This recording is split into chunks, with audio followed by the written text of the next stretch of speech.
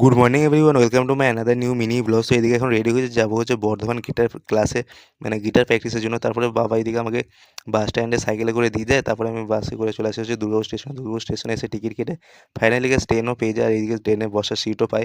তো তারপরে গেছে এদিকে প্র্যাকটিস ট্যাকটিস করার পর দুপুরবেলায় গেছে এদিকে মা দিয়েছিল হচ্ছে টিফিন, তো টিফিন খেয়ে নিই। তারপরে গেছে আমি চলে আসি আবারও হচ্ছে বর্ধমান স্টেশনে গাইজ। আর তারপরে বর্ধমান স্টেশনে এসে টিকিট কেটে গাইজ, আর আমাদের ট্রেনটা ছিল গাইজ প্রচণ্ড পরিমাণে লেট, মানে 1-1.5 ঘন্টা প্রায় লেট করে দিয়েছিল। আর ট্রেনে এত পরিমাণে বিরক্ত লাগছিল, মানে কিছু বলার নেই। তাই এই যে দেখো গেছে এখন ট্রেনে বসেই ছিলাম, আর এত পরিমাণে ট্রেন লেট। তারপর গেছে দুর্গাপুরে নামতে গেছে শুরু হয়ে যায় এদিকে ঝড় বৃষ্টি।